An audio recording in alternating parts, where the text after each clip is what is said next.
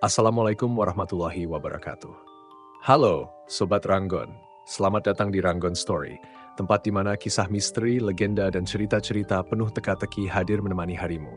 Siapkan dirimu untuk menyelami cerita yang seru, mendebarkan, dan tak terlupakan.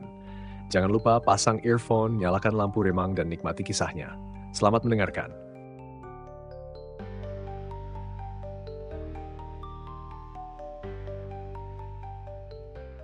Hujan mengguyur deras kota Jakarta malam itu seperti memusnahkan setiap harapan yang tersisa di benak Ramdan.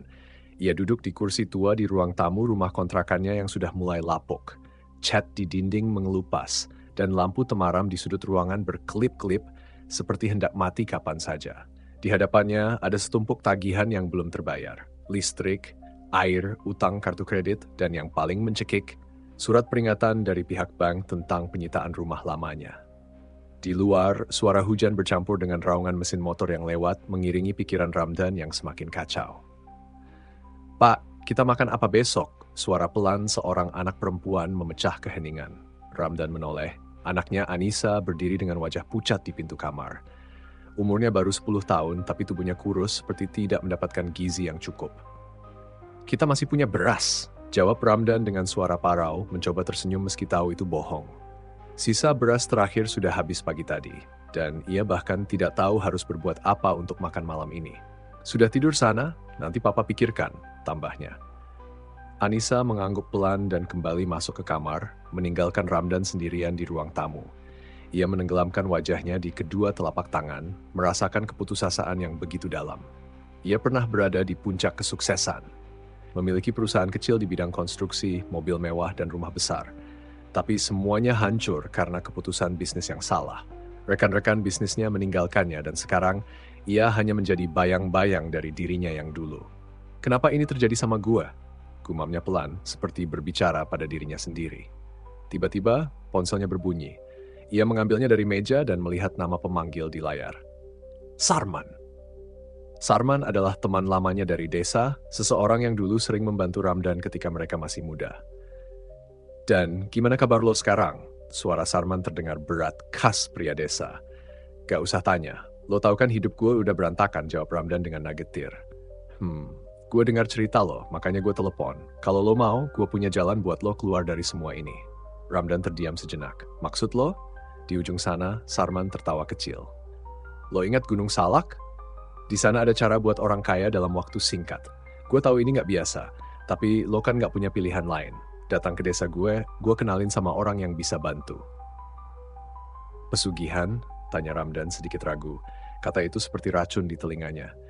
"Dan lo mau terus hidup kayak gini? Anak lo gak makan, utang lo numpuk. Kadang kita harus ambil jalan yang gak biasa buat selamat." Percakapan itu berakhir tanpa janji apapun. Ramdan meletakkan ponselnya di meja, tapi pikiran Sarman terus menghantui. Kata-kata itu, "Kadang kita harus ambil jalan yang gak biasa buat selamat," menggema di kepalanya sepanjang malam. Ketika hujan mulai reda dan malam semakin larut, Ramdan duduk termenung di ruang tamu. Sesuatu dalam dirinya berbisik. Mungkin ini satu-satunya cara.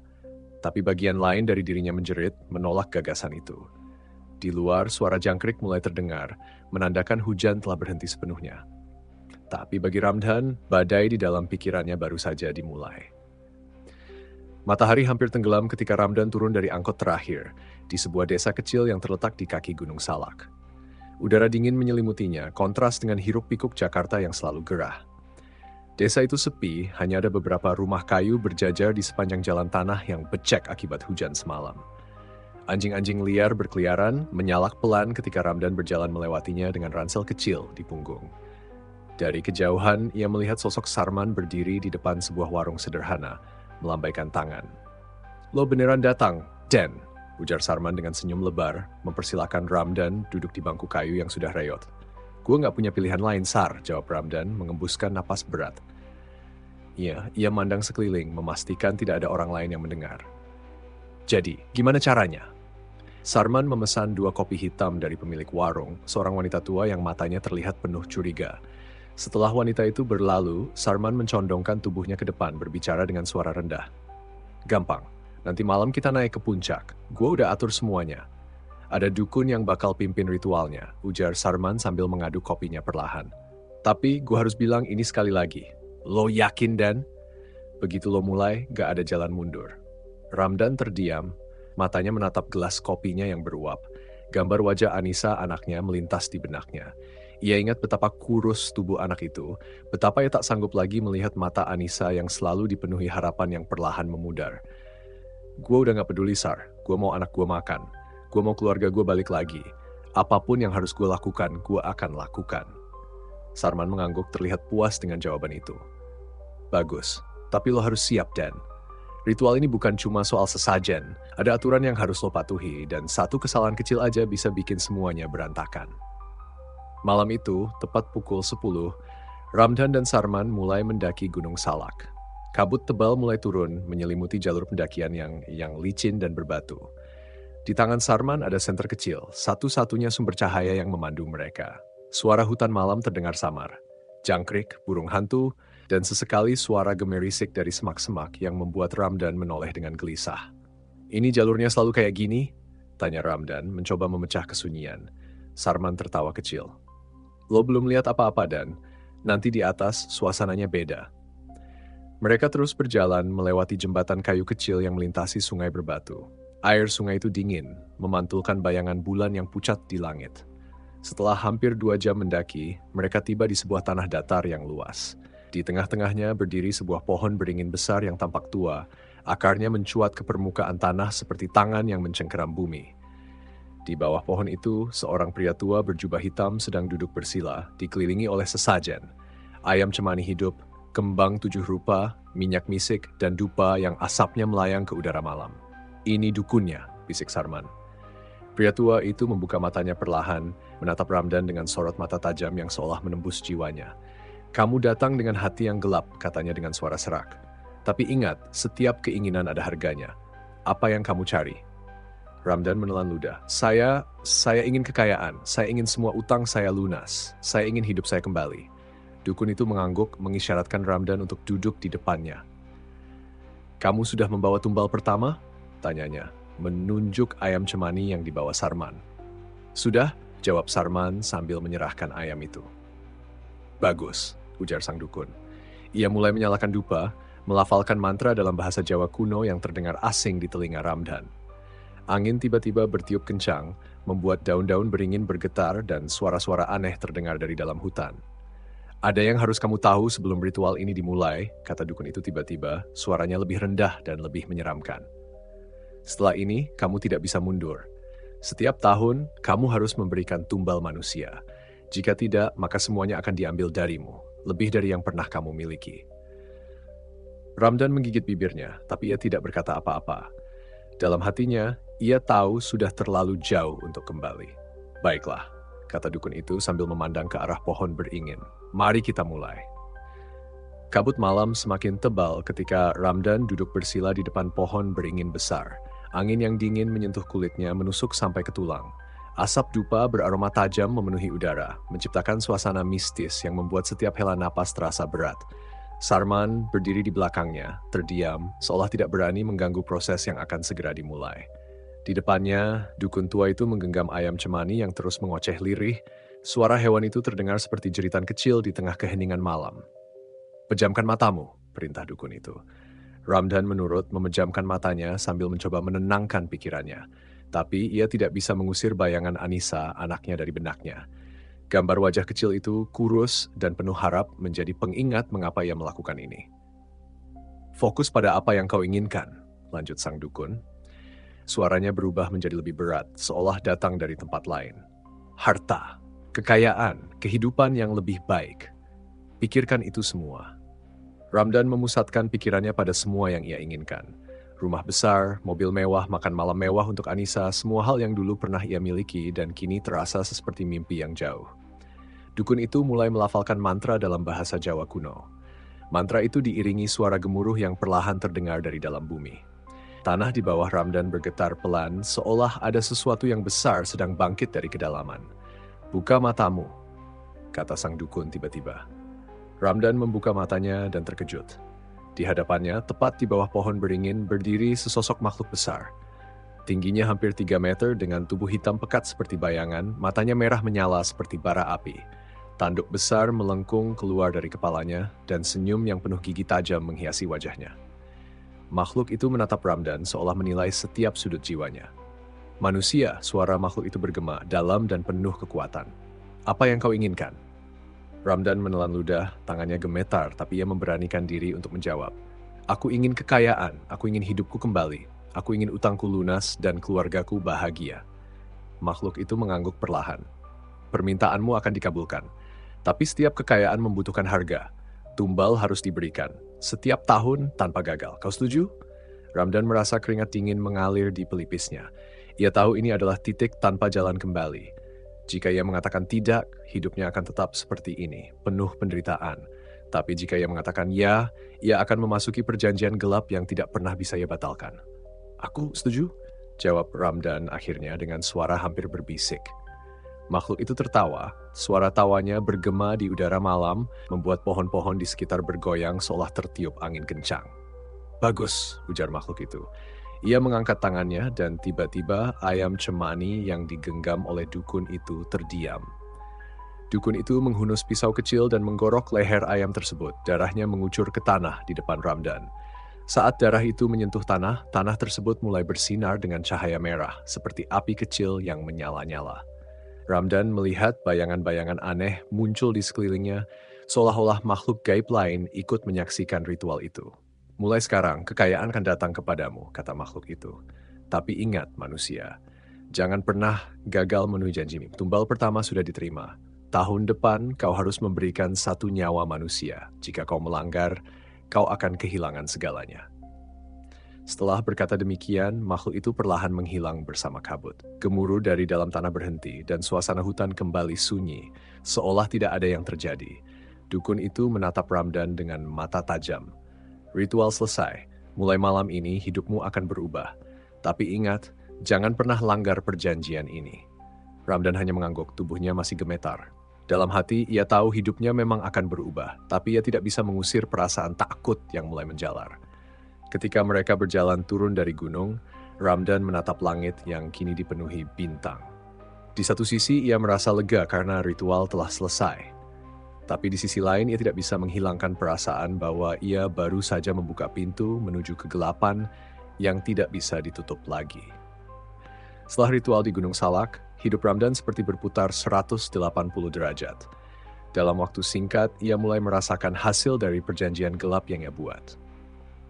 Harta yang sebelumnya jauh darinya kini datang tanpa henti, dan tidak ada lagi ketakutan akan utang atau kegagalan.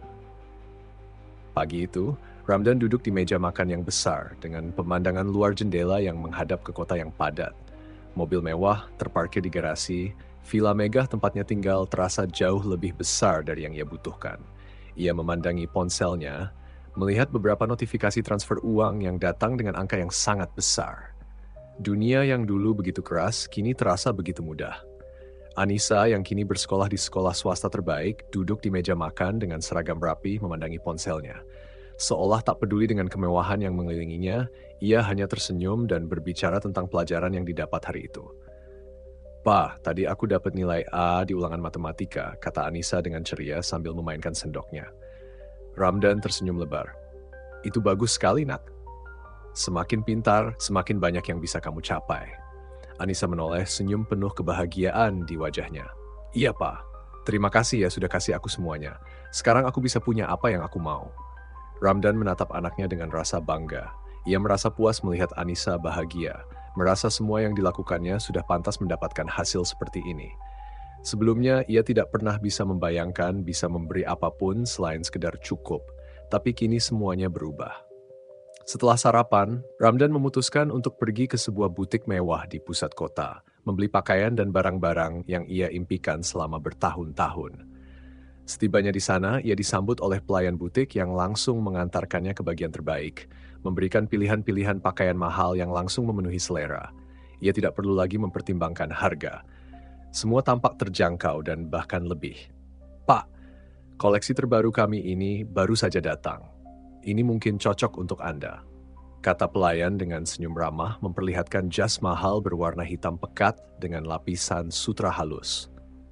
Ramdan mengangguk, mencobanya di ruang ganti dan melihat pantulan dirinya di cermin.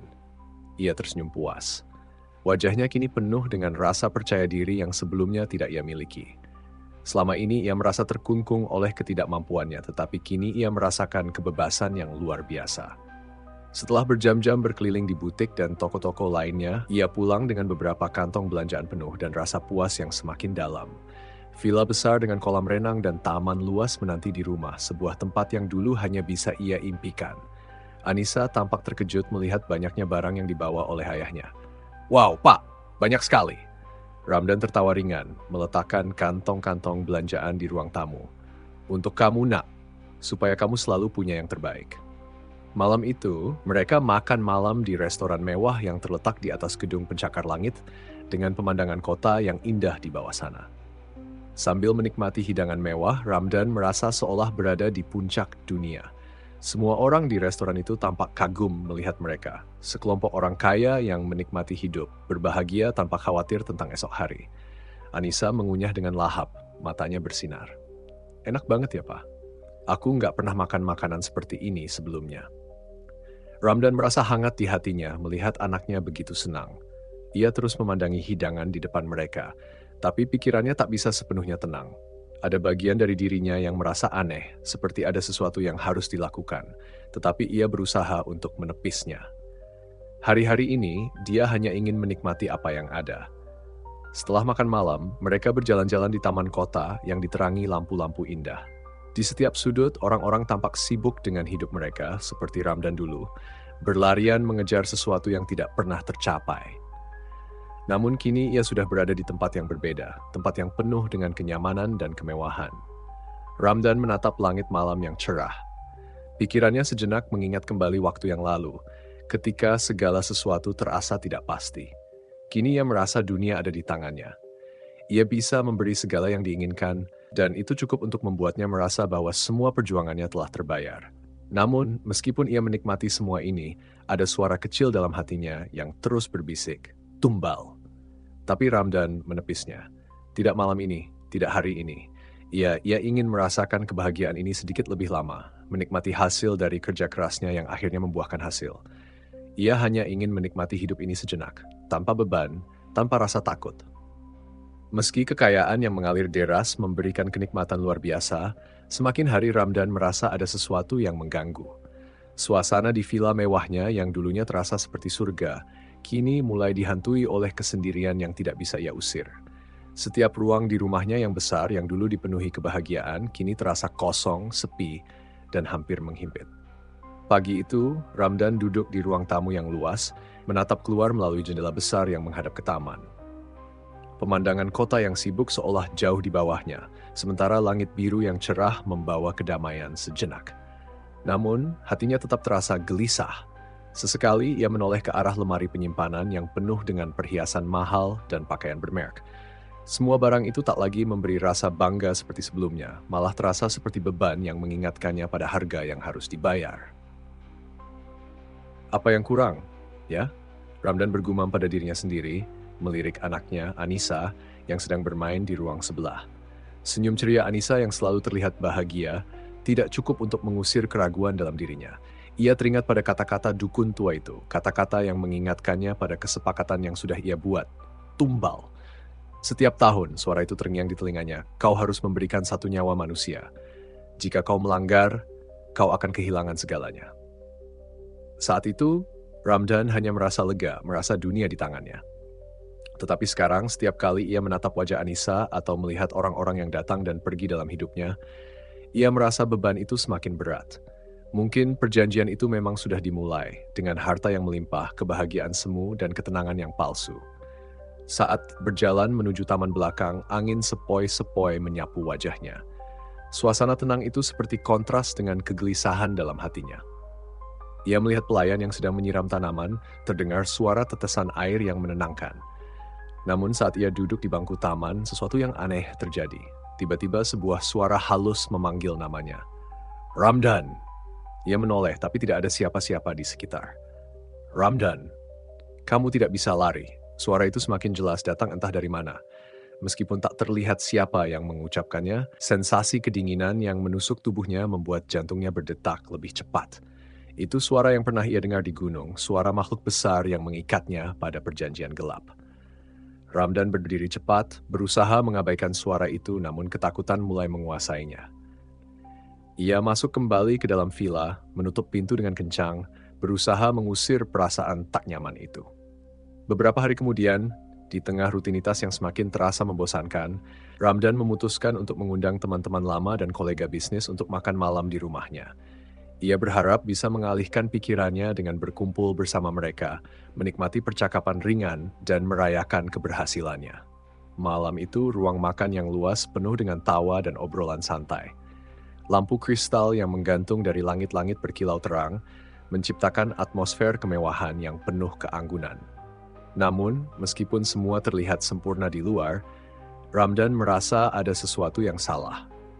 Setiap kali ia menatap tamu-tamunya, ada bayangan yang mengikuti, sebuah rasa tidak nyaman yang datang begitu saja.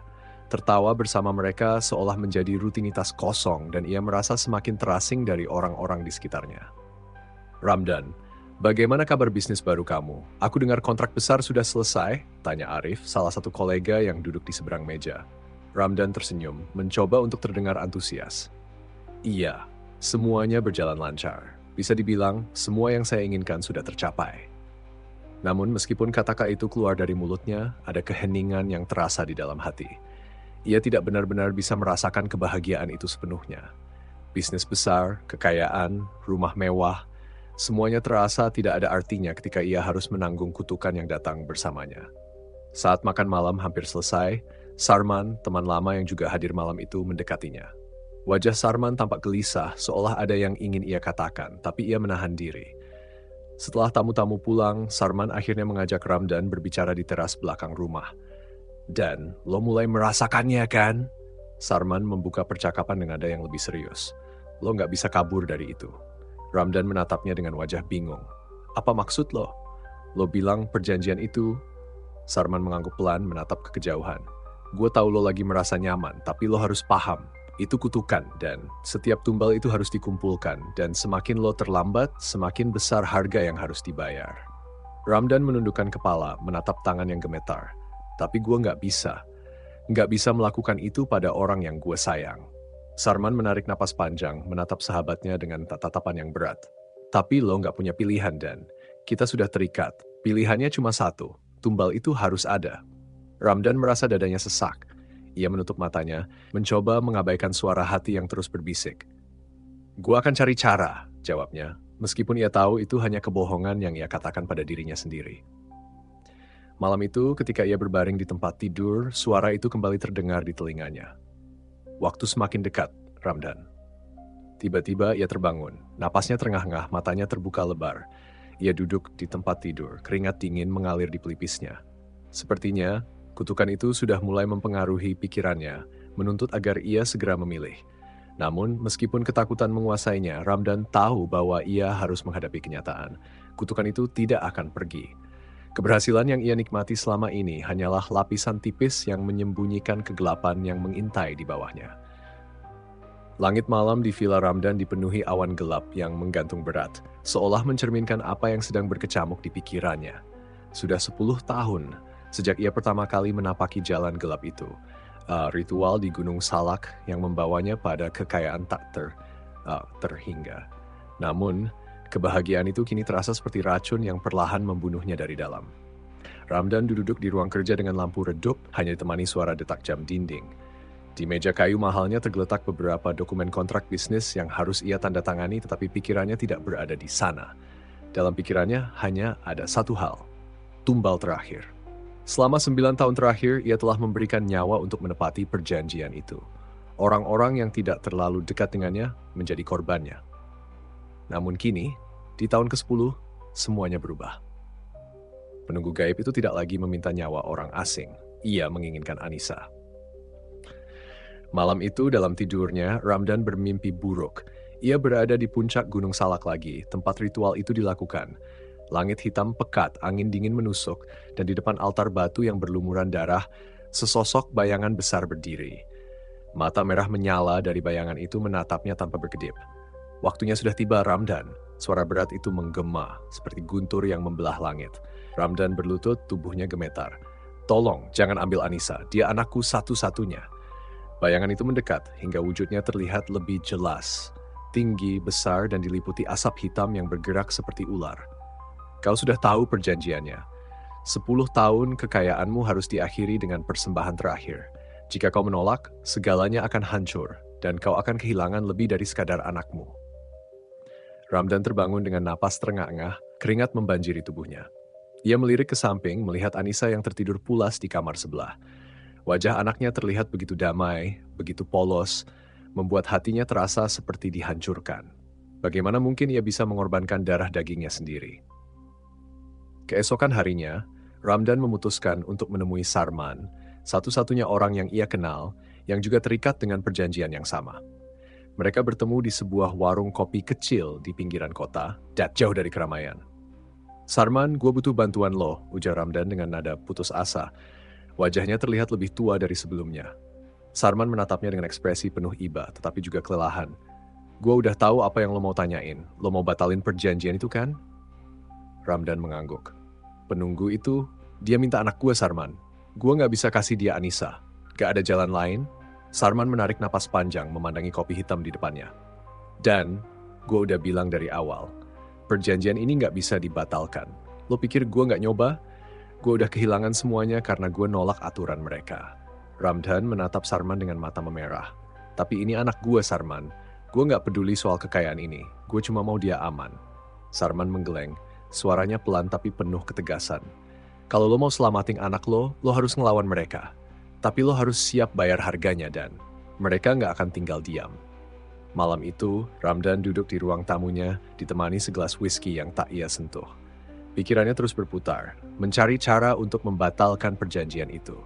Ia teringat pada dukun tua yang dulu memimpin ritual di Gunung Salak. Mungkin dukun itu tahu sesuatu, cara untuk mematahkan kutukan ini. Dengan tekad bulat, ia memutuskan untuk kembali ke Gunung Salak. Ia mengendarai mobil mewahnya menuju desa kecil di kaki gunung, tempat ia bertemu dukun itu 10 tahun yang lalu. Udara dingin malam itu semakin menusuk, dan suara hutan di sekitarnya membuat suasana menjadi lebih mencekam. Sesampainya di desa, ia bertemu dengan seorang pria tua, penjaga warung kecil yang mengenali wajahnya. "Bapak yang dulu pernah datang ke sini, kan?" tanya pria tua itu dengan suara parau. Ramdan mengangguk. "Iya, saya. Saya mau ketemu dukun yang dulu." Pria tua itu terdiam sesaat, lalu menatap Ramdan dengan tatapan penuh iba. "Dukun itu sudah lama meninggal, Pak. Tapi kalau Bapak mau jawabannya, Bapak harus kembali ke tempat ritual itu. Hanya di sana, semua pertanyaan bisa dijawab." Meskipun kecewa, Ramdan tidak punya pilihan lain. Ia memutuskan untuk melanjutkan perjalanan ke puncak gunung. Di puncak Gunung Salak. Setibanya di altar batu tempat ia melakukan ritual, Ramdan merasakan hawa dingin yang tidak biasa. Angin bertiup kencang, membawa aroma tanah basah dan dupa yang menyengat. Di tengah altar, bayangan besar itu muncul lagi. "Kau kembali." Suara berat itu menggema, seperti petir yang memecah malam. Ramdan berdiri tegak meskipun kakinya gemetar. "Aku mau membatalkan perjanjian ini. Kau tidak boleh mengambil anakku." Bayangan itu tertawa, suaranya menggema di seluruh hutan. "Perjanjian ini tidak bisa dibatalkan. Kau sudah tahu itu sejak awal. Tetapi jika kau ingin melawan, kau harus membayar harga yang lebih mahal." Ramdan mengepalkan tangan, pikirannya dipenuhi rasa marah dan takut. "Aku tidak peduli. Aku akan melindungi anakku, apapun yang terjadi." Bayangan itu mendekat dan dunia di sekitar Ramdan seolah berhenti. Udara terasa lebih berat dan suara-suara hutan menghilang. "Jika itu pilihanmu, maka bersiaplah kehilangan segalanya," kata bayangan itu sebelum lenyap, meninggalkan Ramdan sendirian dalam gelap. Hutan Gunung Salak terasa lebih sunyi dari biasanya ketika Ramdan kembali ke puncak. Kali ini ditemani seorang dukun baru bernama Ki Mahendra. Dukun itu adalah sosok misterius yang dikenal di kalangan pedalaman sebagai penjaga batas, seorang ahli dalam melawan energi gelap yang tidak bisa ditangani manusia biasa. Ramdan menemui Ki Mahendra setelah mencari informasi melalui jaringan para dukun di desa-desa sekitar. Dengan tatapan tajam dan sorot mata yang membawa beban pengalaman, Ki Mahendra tampak seperti seseorang yang memahami betul apa yang sedang Ramdan hadapi. "Ritual ini bukan tentang keberanianmu saja, Ramdan," kata Ki Mahendra saat mereka mendaki lereng curam Gunung Salak. "Kau harus siap kehilangan semuanya. Setiap kekuatan gelap memiliki harga, dan perlawananmu bisa membangunkan sesuatu yang lebih besar." Ramdan menatap ke arah Ki Mahendra dengan penuh keraguan. Aku tidak peduli. Yang aku tahu, aku tidak akan menyerahkan anakku. Apapun risikonya. Di bawah sinar rembulan yang tertutup awan tipis, Ramdan dan Ki Mahendra berdiri di depan altar batu yang sama, tempat Ramdan 10 tahun lalu mengikat perjanjian gelap itu. Kabut tipis menyelimuti tanah, menciptakan suasana yang menyeramkan. Ki Mahendra mulai menyiapkan perlengkapan ritual, dupa dengan aroma yang menyengat, kain hitam dan putih, serta semangkuk air yang telah diritualkan sebelumnya. Ia menancapkan tongkat kayu panjang di tanah sebagai penanda batas energi, lalu menyalakan obor kecil yang melambangkan kekuatan alam. Ramdan, kata Ki Mahendra, kau harus mengikuti semua perintahku tanpa ragu. Satu kesalahan kecil saja, kita berdua bisa jadi korban mereka. Ramdan mengangguk meskipun keringat dingin mulai membasahi punggungnya. Ia merasa seolah udara di sekitarnya semakin berat, setiap tarikan napasnya terasa seperti memikul beban yang tidak terlihat. Dukun itu memulai ritual dengan mantra panjang yang bergema di seluruh area. Suaranya terdengar seperti gabungan antara manusia dan sesuatu yang bukan dari dunia ini. Api kecil dari obor berkedip-kedip, seolah menanggapi mantra tersebut. Namun, tidak lama setelah ritual dimulai, suasana berubah drastis. Langit yang sebelumnya hanya tertutup awan, kini menjadi gelap gulita. Seolah-olah cahaya bulan ditelan kegelapan. Angin kencang mulai bertiup, membawa suara seperti bisikan ribuan jiwa yang marah. Bayangan besar itu muncul lagi, lebih besar dan lebih menakutkan dari sebelumnya. Sosoknya yang diselimuti asap hitam tampak bergerak dengan fluiditas yang aneh. Mata merahnya bersinar seperti bara api. Kau berani kembali, Ramdan? Suara berat itu menggema, membuat pepohonan di sekitarnya bergetar. Ramdan berdiri tegak meski tubuhnya gemetar. Aku tidak akan menyerahkan anakku. Perjanjian ini harus dihentikan. Bayangan itu tertawa keras, suara tawanya mengguncang tanah di bawah mereka. Kau pikir kau bisa melawan? Kau sudah menandatangani perjanjian itu dengan darahmu sendiri. Tidak ada jalan keluar. Ki Mahendra melangkah maju, melindungi Ramdan. Ia menancapkan tongkat kayunya ke tanah dengan kekuatan penuh, menciptakan lingkaran energi yang membatasi bayangan itu mendekat. Penunggu kegelapan, seru Ki Mahendra. Aku memanggil kekuatan alam semesta untuk menghentikanmu. Kembalilah ke tempat asalmu. Mantra Ki Mahendra menggema di udara, menciptakan gelombang energi yang memaksa bayangan itu mundur sedikit. Namun, bayangan itu melawan, mengirimkan angin badai yang hampir memadamkan api obor mereka. Kau tidak mengerti, manusia, suara itu bergema lebih kuat. Aku adalah bagian dari alam ini. Setiap penolakan terhadapku hanya akan membawa kehancuran. Ki Mahendra terus melantunkan mantra dengan keras, tetapi semakin lama ia terlihat kelelahan. Bayangan itu semakin mendekat, menekan batas lingkaran energi yang dibuat oleh dukun itu. Tiba-tiba, sebuah ledakan energi terjadi, menghancurkan tongkat kayu Ki Mahendra dan memecahkan lingkaran pelindung. Ramdan terpental ke tanah, tubuhnya terasa seperti terbakar oleh hawa panas yang keluar dari bayangan itu. Ki Mahendra terjatuh, wajahnya pucat pasi. Aku sudah memperingatkanmu, Ramdan, kata Ki Mahendra dengan napas terengah-engah. Kekuatan ini terlalu besar untuk dilawan langsung. Bayangan itu mendekat ke arah Ramdan, mengangkat tubuhnya tanpa menyentuhnya. Udara di sekitar Ramdan terasa membeku dan ia tidak bisa bergerak. Kau membuat pilihanmu, kata bayangan itu. Dan sekarang kau akan kehilangan segalanya. Tiba-tiba suara gemuruh terdengar dari dalam tanah. Retakan mulai muncul di altar batu, memancarkan cahaya merah yang menyilaukan. Pepohonan di sekitar mereka tumbang satu persatu, seolah-olah bumi menolak keberadaan mereka. Ki Mahendra berteriak, "Lari, Ramdan! Tempat ini akan hancur." Namun sebelum Ramdan bisa bergerak, sebuah ledakan besar terjadi, memuntahkan energi gelap ke seluruh area. Gunung Salak berguncang hebat, menciptakan longsor dan memicu kepanikan di desa-desa sekitar. Dalam kekacauan itu, Ramdan kehilangan kesadaran. Ia tidak tahu apakah ia berhasil selamat atau menjadi korban dari ritual yang gagal. Yang ia tahu hanyalah bahwa penunggu itu masih ada, dan kutukan itu belum berakhir. Pagi itu, kabut tebal menyelimuti lereng Gunung Salak, menciptakan suasana yang sunyi dan mencekam. Penduduk desa gempar setelah sekelompok pendaki melaporkan penemuan tubuh seorang pria di dekat area puncak yang dikenal sebagai lokasi keramat. Tubuh itu diyakini milik seorang pria kaya yang baru-baru ini hilang secara misterius. Ketika tim pencari tiba di lokasi, mereka menemukan tubuh Ramdan tergeletak dalam kondisi mengenaskan.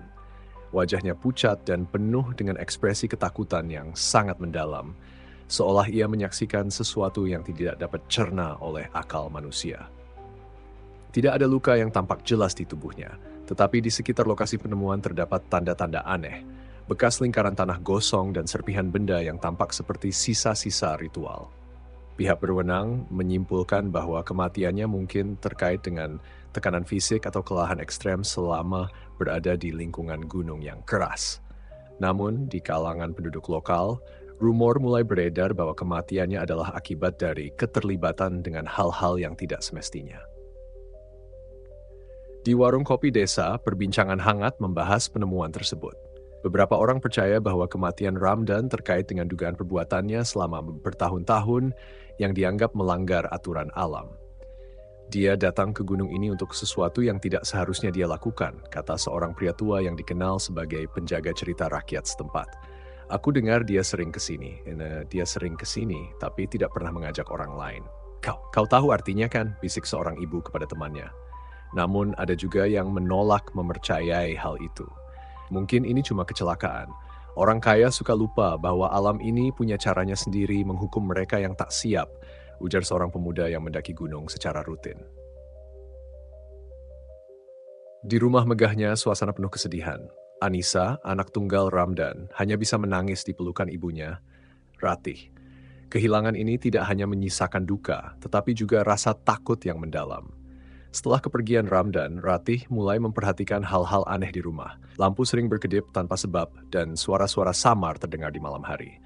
Namun, ia mencoba menepis semua itu sebagai bayang-bayang pikirannya yang terguncang. Ini hanya imajinasi. Ini hanya kecemasan, gumam Ratih, mencoba menenangkan diri. Setelah pemakaman sederhana, villa keluarga Ramdan perlahan kehilangan pesonanya. Kehidupan keluarga yang dulunya penuh kemewahan kini diliputi kesunyian. Orang-orang di sekitar mulai menjauhi mereka, tak lagi berani mendekati villa yang dulu menjadi simbol keberhasilan Ramdan. Gunung Salak tetap berdiri angkuh di kejauhan, menyimpan rahasia yang tak pernah sepenuhnya terungkap. Di kalangan masyarakat, kisah tentang Ramdan menjadi peringatan bahwa kekayaan yang datang dengan cara yang tidak wajar akan selalu memiliki konsekuensi.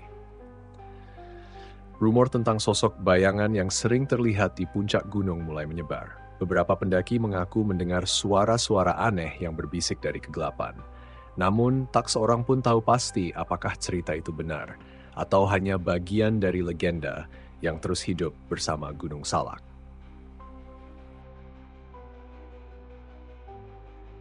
Terima kasih sudah mendengarkan sampai akhir. Semoga cerita ini bisa mengisi waktu dan menjadi teman beristirahat di saat Anda lelah.